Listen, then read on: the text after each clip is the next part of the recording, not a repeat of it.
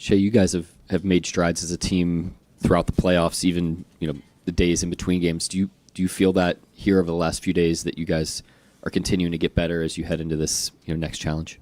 Yeah, absolutely. Every practice, every off day, every game day in itself is an opportunity to get better. I think this team's done a really good job of maximizing those days and using them to get better, and that's why we are where we are. You, as a team, over the playoff run, have faced different kind of heads of the snake guys, from Morant to Jokic and Edwards. How do you view Halliburton maybe in comparison to some of those guys, and in the way that as a team you'll have to try to all five defend his playmaking, what he does? Yeah, at the end of the day, every team has a few guys that are their best players, are their main engines and get the ball rolling for them. And those guys have strengths, and those guys have things that they're, I guess you can say, less comfortable doing. And the better the guys are, the harder it is to do so. But if you want to win, you have to be able to make those guys play in the things that they're less comfortable doing. And that's what the task always is, no matter who it is. Like the guys you just named, all of those guys, you try to go out there and make them do the things that they're less comfortable doing, and it's no different for him. You guys played them last in March. That's 2 months ago. Where do you think how they changed since then, since the last time you played them? I don't think they changed much. I think they were a really good team back then. They were on a roll back then. And they're on a roll now.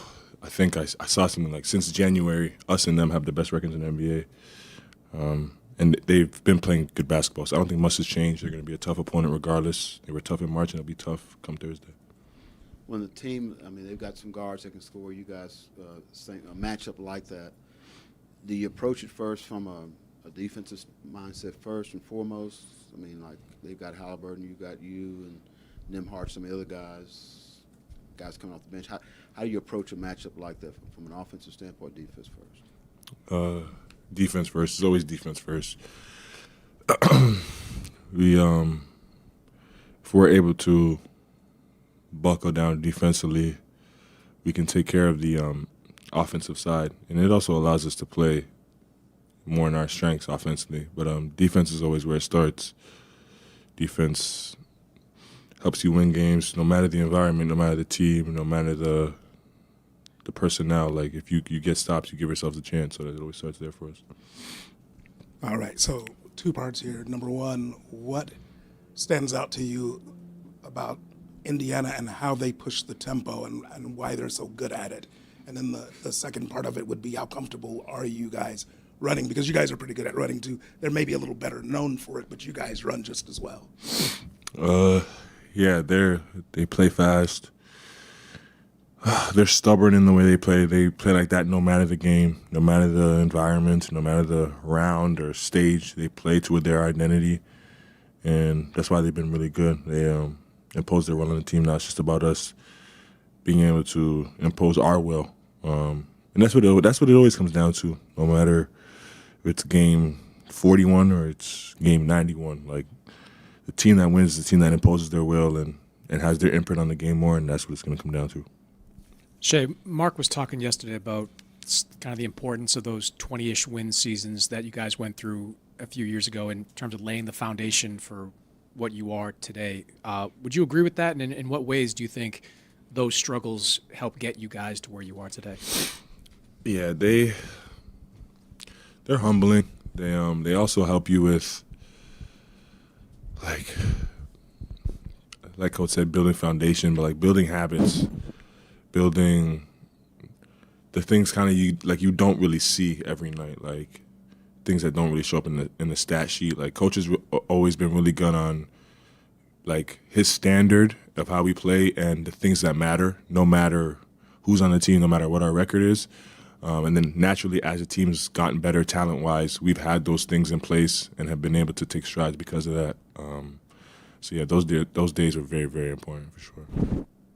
Shea, I know when AC brought his 2020 ring to the locker room, it sort of started with him maybe like showing it off, and then it became like guys being curious about it. What do you remember being curious about in regards to the ring, his journey, and what, in terms of his message, has stuck with you to this point and is maybe resurfacing this week?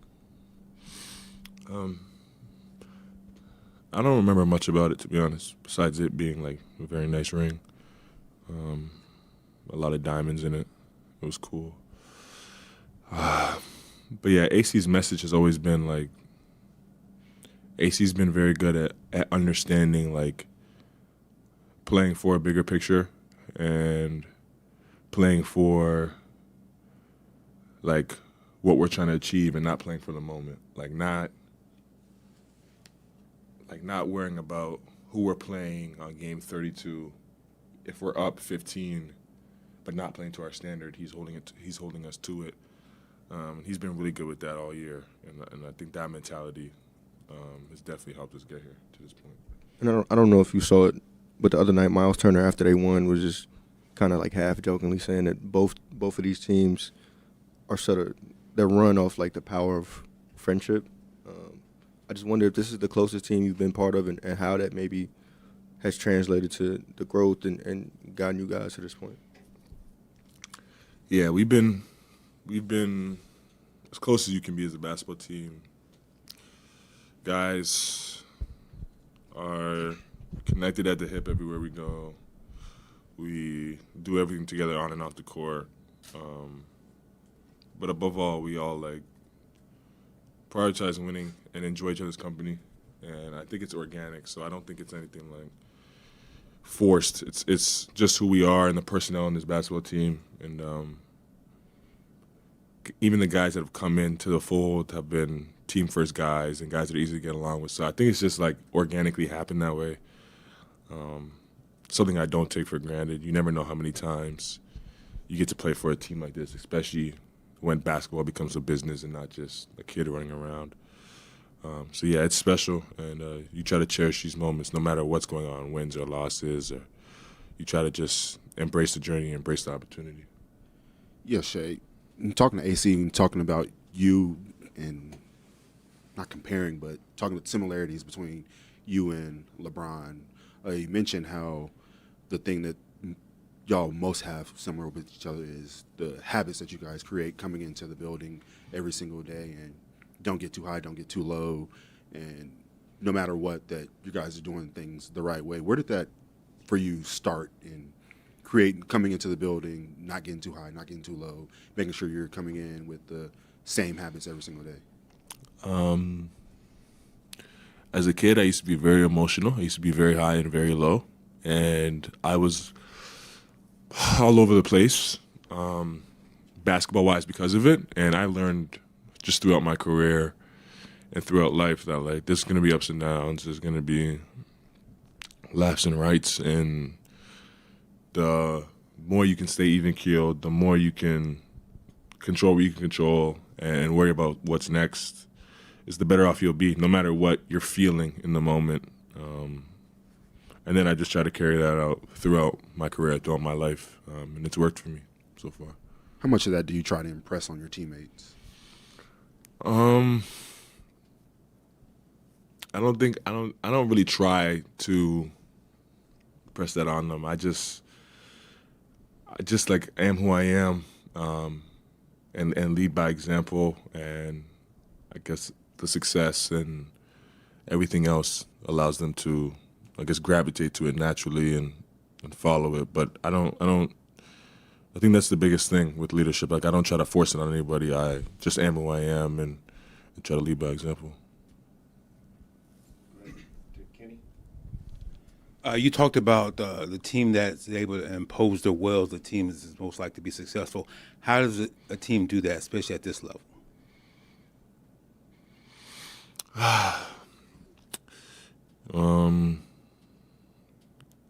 You have to.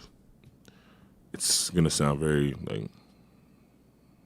It's gonna sound like not rocket science and not special, but like you just have to like impose your will more. Like you just have to. I don't know how to describe that. You just have to like. If they want to get to this spot, you have to beat them to the spot. If they want to cut back door, you have to make sure they don't cut back door. If they want to beat you to a screen, you have to beat them to the screen. Like, you just have to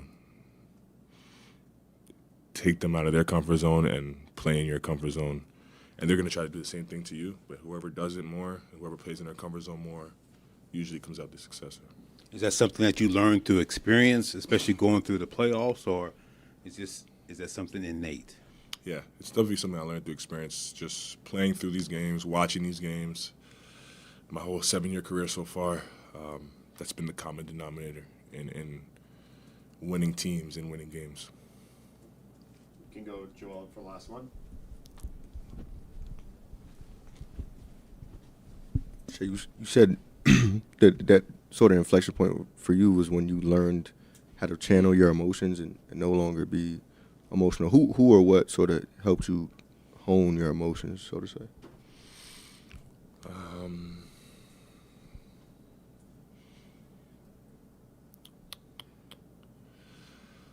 One of my coaches in high school.